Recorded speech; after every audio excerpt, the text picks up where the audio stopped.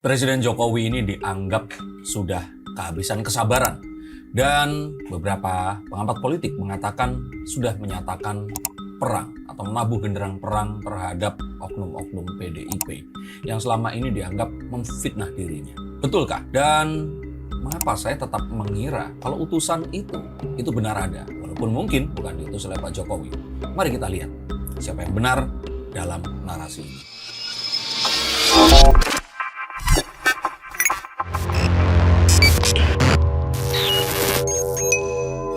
Halo Sainsikers, kembali berjumpa bersama saya Denny Darko. Tidak ada yang namanya misteri, yang ada adalah tanda-tanda yang kita semua coba untuk mengerti. Saya kemarin berusaha merasionalisasi sebuah narasi yang mengatakan bahwa ada satu pihak yang dikirim. Nah, pengirimnya siapa ini belum tahu, tapi meminta agar Pak Jokowi ini nggak dikeluarkan dari PDIP dan ya mengatakan bahwa Mas Hasto ya ini akan tersangkakan atau apa? Iya, arahnya ke sana. Oke, yang saya katakan itu masuk akal karena PDIP membersamai pemerintah ini memang sesuatu yang mandatori, nggak bisa enggak. Dan saat itu saya merasa bahwa dengan memajukan Gibran untuk menjadi wakil dari Pak Prabowo, Pak Jokowi ini sebenarnya masih berusaha untuk merekonsiliasi PDIP dengan Pak Prabowo. Dengan kalau mereka berdua ini nggak keluar, artinya kan PDIP memiliki kader yang menjadi wakil presiden. Dan ini sebenarnya 3 periode, ya nggak 3 periode ya, tapi 2,5 periode yang akan bisa dimanfaatkan untuk kejayaan PDIP. Tapi nyatanya, akhirnya PDIP lebih memilih untuk mengambil opsi sakit hati, menyerang bertubi-tubi. Dan bahkan yang terakhir di sini mengatakan bahwa ada seseorang yang diutus untuk menyarankan agar Pak Jokowi tidak dikeluarkan dari keanggotaan PDIP. Mari kita akan lihat dan kita coba untuk logikakan semua hal yang saya katakan. Ini panggung depan dan panggung belakang yang mulai menjadi tercampur dan batasnya mulai samar. Mas Denny Darko, mulai dari jawaban. Sebenarnya ini yang benar-benar menarik perhatian atau menyita perhatian masyarakat adalah sikap dari jawaban Pak Jokowi yang dinilai oleh masyarakat yang biasanya sosok Pak Jokowi adalah sosok yang ceria, ngomongnya halus, tidak pernah bernada tinggi. Namun pada saat kemarin menjawab pertanyaan, kesabaran ada batasnya. Ya, jadi awak media ini kan memang melontarkan beberapa pertanyaan, mulai dari dugaan pengiriman orang dan juga pada akhirnya benarkah ada kriminalisasi pada kasus Mas Hasto ini, hingga Pak Jokowi memuncak dan bilang kesabaran ada batasnya. Dan itu pun nadanya bukan nada bicara yang biasa dipakai oleh seorang Pak Jokowi gitu. Nah,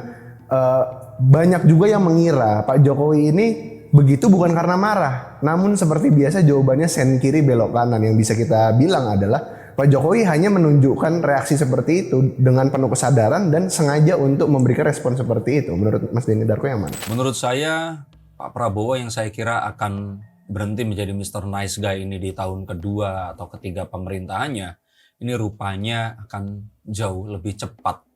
Jadi Pak Prabowo ini rupanya sudah nggak tedeng aling-aling lagi untuk memberantas korupsi. Bahkan Ridwan Kamil saja rumahnya pun ini digeledah oleh KPK dan beliau, ya kita tahu bahwa presiden nggak akan mungkin menghalang-halangi. Tapi kan panggung belakang ini bisa saja apapun terjadi. Nggak ada sebuah upaya untuk menyelamatkan atau membantu agar Ridwan Kamil ini ya nggak diberitakan secara negatif. Tapi ya tak ayal ini jadi bahan santapan Denny Siregar, terus kemudian ya banyak lah buzzer-buzzer dari.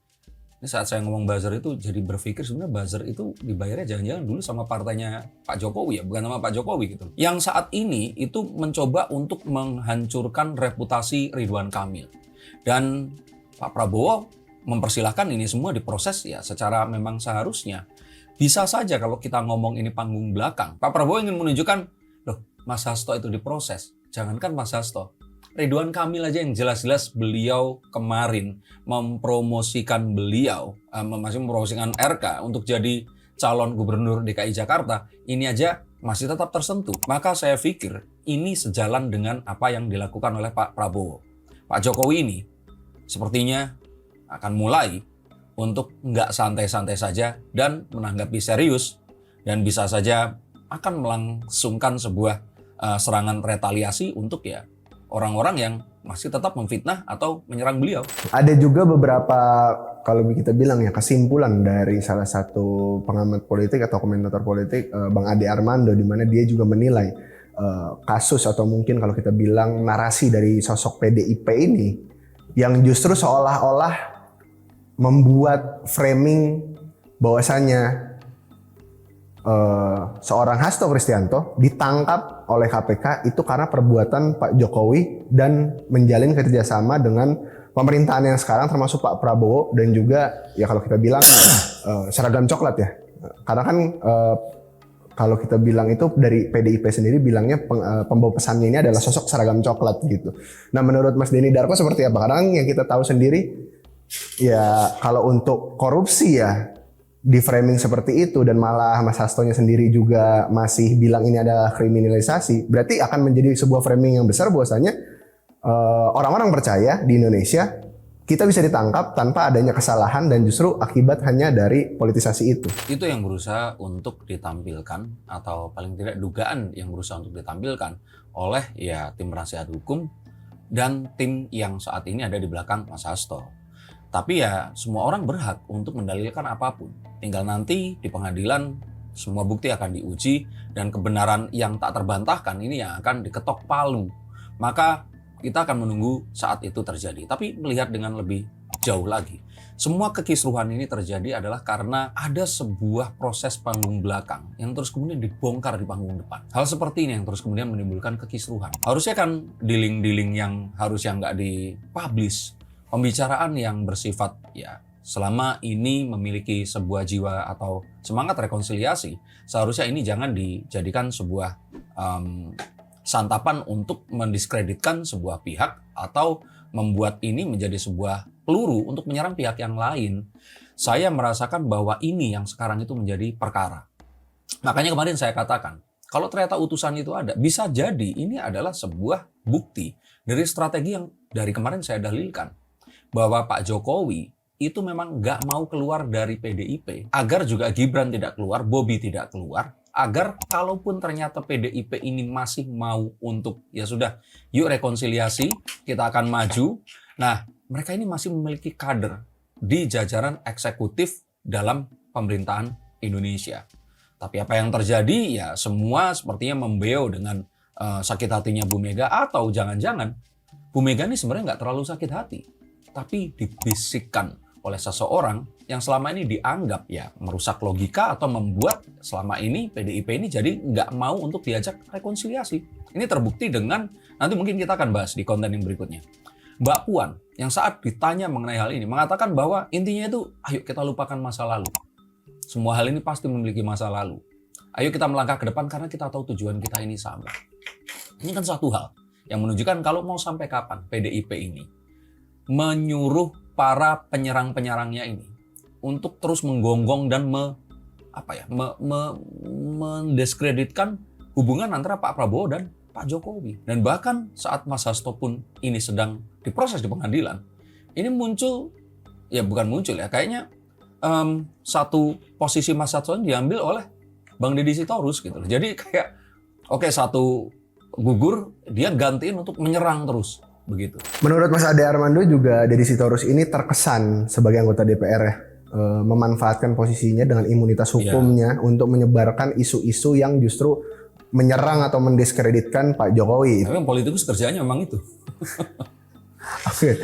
Dan satu lagi, ternyata ada pengamat politik juga yang berpendapat bahwasanya langkah-langkah yang PDIP kini ambil, termasuk memojokkan Jokowi atau mungkin mencoba membongkar Pak Jokowi terdahulu, itu adalah bentuk dari partai PDIP ini sendiri yang kini sudah mulai terlihat kembali melakukan perlawanan sebagai oposisi, bukan oposisi ya, maksudnya kayak bukan dalam satu tubuh sama pemerintah karena dia masih berseberangan hingga saat ini. Dan juga ini menunjukkan bahwasanya PDIP hingga sekarang ini memiliki, kalau kita bilang, daya kritik ya, yang cukup kritis menurut salah satu pengamat politik ini. Gimana menurut Mas Deddy? Pengamat politik siapa? Itu dikutip sama Mas Ade Armando, cuman dia juga nyebutin sama. Oh, jadi kalau menurut saya sih PDIP ini nggak akan berani, sekali lagi, nggak akan berani. Ketiga, nggak akan berani untuk jadi oposisi. Itu artinya akan meminta Mas Pram sama Bang Rano untuk mundur juga. Di eksekutif nggak boleh ada dong. Kalau dia memang oposisi, dia ada di luar sistem. Dan dia berusaha untuk merestorasi sistem dengan ya apakah itu nanti nilai-nilai filsafat atau dengan kebenaran-kebenaran yang memang akan disuarakan ini tadi. Kalau memang kondisinya seperti sekarang, mustahil PDIP ini masih akan ada di jajaran ya, pemerintah-pemerintah daerah dan sebagainya. Jadi kalau saya pikir mereka nggak akan oposisi. Dan ini memang sesuatu yang meresahkan saat mereka ini PDIP ya maksudnya di sini melangkah dengan identitas yang nggak jelas, apakah membersamai atau menjadi oposisi. Kalau memang iya ya nggak apa-apa silahkan, tapi admit it openly gitu, diakui secara terbuka dan lakukan tugas sebagai oposisi. Sekarang ini kan kita diributkan dengan status quo, dengan hal-hal yang nggak jelas. Ini mereka bermain good cop bad cop. Apakah Mbak Puan masih dianggap sebagai representasi dari PDIP atau dia ini mengatakan sesuatu sebagai seorang ya politikus atau seorang ketua wakil rakyat atau apa? Ini harus diperjelas. Tapi dari penilaian pengamat politik tadi juga maksudnya bagi ada seorang maksudnya bagi ada beberapa pengamat politik bilang yang dilakukan oleh PDIP ini adalah bagian dari partai itu sendiri yang mana memang harus bersikap kritis dan mengkritik seseorang, ya kan? Mungkin nanti semoga di kongres berikutnya ini diperjelas. Partai ini DNA-nya mau apa? Tadinya kan mereka ini kan partai pemenang pemilu. Saat ini mereka mau jadi apa? Membersamai atau mau oposisi? Oposisi bukan berarti selalu jadi lawan ya, bukan. Tapi yang akan di-challenge ini adalah idea dan proses eksekusinya. Tapi apakah kalau kita bisa berpikir dari banyak keputusan atau langkah PDIP yang terlihat dari luar ya sebagai orang luar yang tidak bergabung atau mungkin ada di dalam perpolitikan, justru banyak blunder yang diambil dari sosok Tentu PDIP saja, ini. banyak blunder karena kalaupun sekarang PDIP menyatakan oposisi, dia seharusnya sudah memiliki kader-kader partai yang merupakan all star gitu loh. Yang kalau orang itu berbicara siapa sih calon pemimpin masa depan, kita akan langsung bisa menyebutkan. Demokrat memiliki Mas AHY. Kalau kita berbicara tentang mana lagi partai yang kira-kira, bahkan P3 pun itu ada Mas Sandiaga Uno. Kalau di PDIP ini sekarang siapa? Karena Mbak Puan itu tidak nggak suaranya ini nggak selaras dengan suara PDIP sekarang yang berusaha untuk menyerang dan memisahkan Jokowi dan Prabowo. Nah, Mas Ganjar dengan semua hal yang kemarin itu blunder. Saya sih nggak berpikir masyarakat ini akan mau untuk memberikan panggung lagi kepada beliau. Mas Anies masih akan sangat mungkin. Mas Ganjar itu blunder terbesar adalah permasalahan Piala Dunia. Saya pikir itu. Orangnya baik, orangnya gape, tapi ya sayangnya dia memilih satu hal yang ya akhirnya kalau boleh saya bilang itu bunuh diri karir politik saat itu. Tapi dengan banyaknya langkah yang diambil, maksudnya kalau kita dengan banyaknya blunder-blunder yang ditampilkan oleh PDIP ini, termasuk framing dari sosok Deddy Sitorus untuk Pak Jokowi kasus Hasto ini, apakah kita bisa berpikir bahwasanya PDIP ini sebenarnya sudah terlena atau mungkin terlalu lama menjadi partai penguasa hingga memainkan teori itu kan teori gampangnya seperti itu ya. Tapi saya pikir Bu Mega sendiri mengalami satu kegambangan yang pasti luar biasa. Karena jika langkah yang sekarang ini salah, maka ya simbolisasi keturunan Soekarno ini hanya akan menjadi benar-benar simbol yang mana mereka tidak akan menduduki posisi-posisi yang menentukan dalam partai ini tadi. Dan ya partai ini terus kemudian akan menjadi partai perorangan kalau istilahnya Pak Jokowi seperti itu.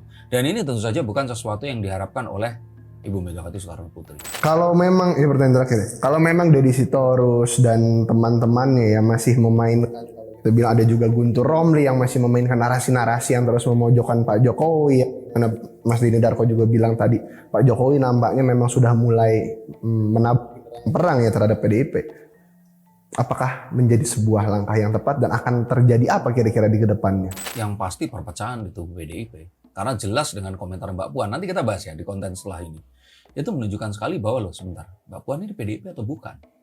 Kalau dia ini PDIP, berarti kita harus percaya beliau atau Deddy Sitorus dan Guntur Romli. Nah kalau orang bertanya, kita lebih milih percaya sama Mbak Puan, betul nggak? Tapi kan sekarang dengan kondisi seperti ini, kita kan dibuat bertanya-tanya. Dengan Mas Hasto juga disidangkan seperti sekarang ini, betul lawyer ini dikirim sampai belasan orang. Tapi Bu Mega dengan janjinya akan datang ke kantor KPK saja, itu tidak terwujud. Apakah ini juga sebuah pertanda bahwa Bu Mega itu mulai meninggalkan narasi-narasi perlawanan, kita belum tahu. Tapi yang kita tahu di sini adalah orang seperti Deddy Sitorus, Guntur Romli, ya ini seperti pemain bola. Saat dia mengenakan seragam tertentu, ya dia akan membela kesebelasan, di mana ya kesebelasan itu yang membayar dia secara profesional. Dan ini sesuatu yang wajar.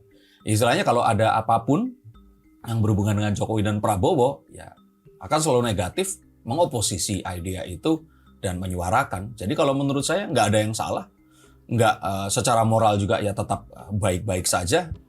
Mereka hanya melakukan apa yang jadi tugas mereka. Nah, tapi apa tugas kita sebagai bangsa dan anak bangsa? Yuk kita bersama-sama untuk tidak terprovokasi oleh perpecahan ini. Mereka dengan apapun yang mereka lakukan, mereka adalah politikus. Mereka mendapatkan nafkah dari apa yang mereka lakukan. Kalian gak akan dapat keuntungan apapun dengan menyuarakan kebencian, fitnah, dan disinformasi. Maka ayo kita suarakan hal-hal yang baik. Hal yang buruk, mari kita segera benahi. Dan semoga apa yang dikatakan Pak Prabowo itu bukanlah mimpi, di mana Indonesia akan menjadi salah satu dari negara maju yang akan menggawangi peradaban manusia di dunia. Terima kasih, sampai jumpa dan salam.